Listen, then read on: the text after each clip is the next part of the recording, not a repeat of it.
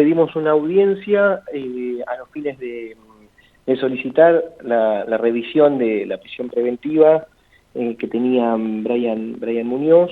El día viernes por la mañana tuvimos una audiencia con el juez Marcelo Nieto Idiase, quien nos rechazó este pedido de libertad, y subsidiariamente habíamos pedido la prisión domiciliaria.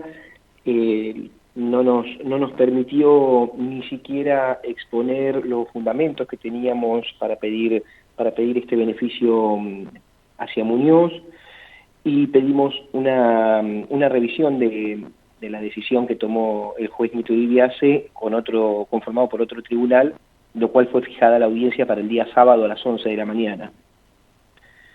Esa audiencia ese tribunal estuvo conformado por las doctoras Ivana González y Carolina Marín, la cual se llevó adelante, como mencioné antes, el sábado a la mañana. Nuestro pedido fue nuevamente el de la libertad inmediata de Brian Muñoz y subsidiariamente una prisión domiciliaria con tobillera electrónica, la cual obtuvimos por parte de las juezas este beneficio para Brian Muñoz de la prisión domiciliaria en la casa de su madre con el uso de tobillera electrónica. ¿Y cuáles son los fundamentos para dicho pedido? Principalmente en la primera audiencia, que fue la de control de detención, la Fiscalía argumentó que Brian Muñoz, al momento de autoincriminarse, al momento en el que fue a la comisaría a decir que él había matado a Rodrigo Colihuinca, dio detalles de cómo había aparecido el cuerpo de Colihuinca, y la Fiscalía mantuvo que solamente una persona que podía saber estos detalles era porque había estado en el hecho. Este fundamento de la Fiscalía, el juez lo acogió para mantener la prisión preventiva de Muñoz. Por lo tanto, nosotros estuvimos investigando y conseguimos distintas ediciones de periódicos, de medios periodísticos, donde dan cuenta lo que había salido publicado, la manera en la que había aparecido el cuerpo de Rodrigo Colihuinca, y era pública y masivamente conocida estos detalles que dio Brian. Por eso pedimos esta audiencia para mostrarle tanto a la Fiscalía como al juez que estaban equivocados en que solamente una persona que había estado presente en el hecho tenía conocimiento de estos detalles. Estos detalles eran conocidos porque habían sido publicados en distintos medios periodísticos. Pero hay algunas versiones que también dicen que ha agregado otros elementos que no estaban en los medios periodísticos. No, en realidad Muñoz se presentó, para dar mejor detalle, Muñoz se presentó en la comisaría en ese momento a decir que él había matado a una persona, que la tenía enterrada en el patio de su casa,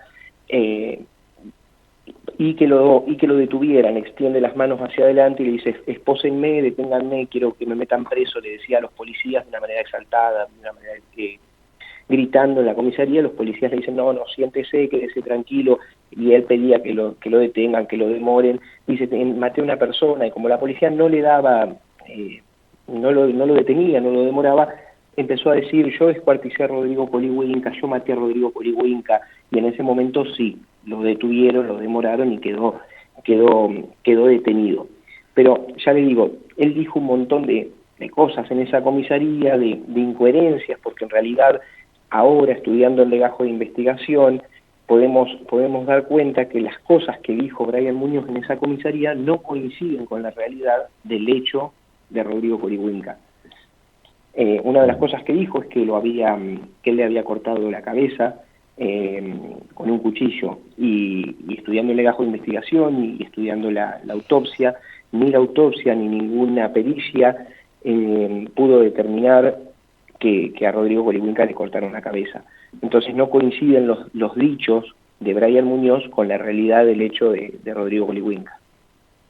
¿Tampoco hay marcas de una soga? No. De la autopsia se desprende, del informe de autopsia se desprende que, es más, hasta la fecha todavía no se puede determinar el causal de la muerte. cómo está hoy Brian de su estado de salud? Digo, ¿qué dice él de todo esto hoy? Bueno, él en cuanto a su estado de salud, él se encuentra bajo un tratamiento psiquiátrico, está con una prescripción de pastillas de índole también psiquiátricas prescritas por la doctora. Bajo esta medicación se encuentra tranquilo. Manifiesta que él no tiene nada que ver con el hecho de Colihuinca. Pero ¿por qué él, por lo que nos dijo a nosotros en principio la fiscalía, por lo que vos nos has dicho también, él llegó en ese momento alterado no solo por sus facultades mentales, sino por consumo de algún estupefaciente a la comisaría a pedir que lo detengan, aduciendo no solo ser el autor del crimen de Colihuinca, sino de un montón de cosas, como vos decís, pero en calidad de que, ¿por qué él quería que lo encierren? Él estaba atravesando una crisis familiar, había tenido problemas con su expareja, con su familia y bueno, había consumido, como ya lo hemos dicho en otras entrevistas, distintas sustancias, había estado bajo el consumo de estupefacientes. Entonces se presentó de esta manera eufórica en la comisaría con el único fin de que lo dejen detenido. Pero claro está que él mintió en todo lo que dijo, también dijo que tenía un cuerpo enterrado en el patio de su casa, cosa que se realizaron las excavaciones correspondientes y no se encontró nada. Él repetía incoherencias continuamente con el único fin de que lo dejaran detenido. Claro. Bueno, más allá de la domiciliaria, digo, él sigue siendo el principal sospechoso o la persona que hoy está siendo investigada como el presunto autor de todo esto. ¿La causa sigue? ¿Cómo sigue todo? Sí, en este momento, bueno, a él le otorgaron el beneficio de la prisión domiciliaria por el término de 2 meses más, que bueno, era el plazo que habían otorgado de la prisión preventiva de 3 meses, en la cual se va a seguir investigando. De hecho, desde esta defensa se pidió a la justicia, se pidió a la fiscalía que se investigue todo lo que se tenga que investigar. Nosotros apoyamos totalmente el pedido de la familia de justicia y de que este caso se esclarezca, porque realmente es un caso tremendo lo que sucedió y considero que el responsable o los responsables de que hicieron esto tienen que pagar con la pena que corresponda. Lo que no me parece es que se utilice en este caso a Brian Muñoz como chivo expiatorio o para mantener a la sociedad o para bajar la ansiedad que tenemos todos de que esto se resuelva, porque lamentablemente la fiscalía no tiene nada contra Brian Muñoz, solamente tienen esta autoincriminación que no es suficiente para hacerlo, para ser responsable de este hecho.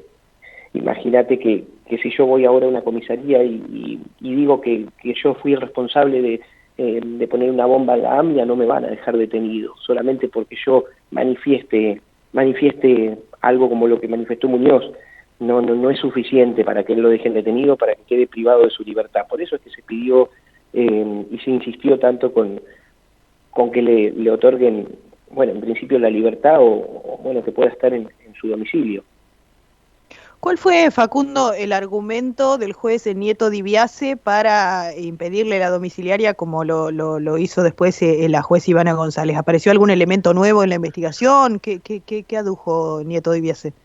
No, en ese caso nosotros lo que acompañamos a la audiencia fueron dos ediciones impresas del diario Crónica de Comodoro Rivadavia, una de ellas de fecha 18 de marzo, un día y medio después de encontrar el cuerpo de Rodrigo Colihuinca, sale en el diario Crónica de Comodoro una nota donde da cuenta que la manera en la que había aparecido el cuerpo de Rodrigo. Entonces de esta manera le demostrábamos al juez que los detalles que dio Brian Muñoz en la comisaría o las cosas que dijo eran públicas y masivamente conocidas. Pero bueno, el juez Nieto Di Biase consideró que no era suficiente esto que nosotros brindábamos como para demostrar que Brian podría haber sabido estos detalles porque eran públicos. Después teníamos una serie de fundamentos también para manifestarle al juez, los cuales no me los permitió manifestar. Por eso mismo fue que se pidió la revisión con otro tribunal. Pero habían detalles que, por ejemplo, el perito de entonces, estoy hablando del comisario Ansaldo, que fue el primero que actuó cuando pasó el crimen de Colihuinca, y que fue el que volvió a actuar ahora con estos dichos de Brian, hablaba de que cosa que no se había dicho periodísticamente, porque incluso yo participé como periodista en su tiempo de la investigación, o sea, obviamente desde el medio de comunicación en el que trabajaba, ¿no? Pero me refiero a que se habló de que se encontró primero el cuerpo, después la cabeza, se dijo que la cabeza había sido semi decapitada y que evidentemente perros carroñeros se habían llevado la cabeza y la habían llevado hasta este terreno.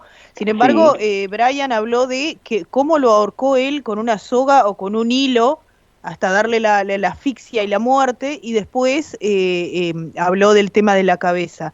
Pero digo, esos detalles de la soga, de la tira con que se lo ahorcó, no salió en los medios. Claro, por eso volvemos a que esos detalles, esas manifestaciones que él hizo, es totalmente falso, porque no coincide eso que él dice con la realidad del hecho de Rodrigo Colihuinca.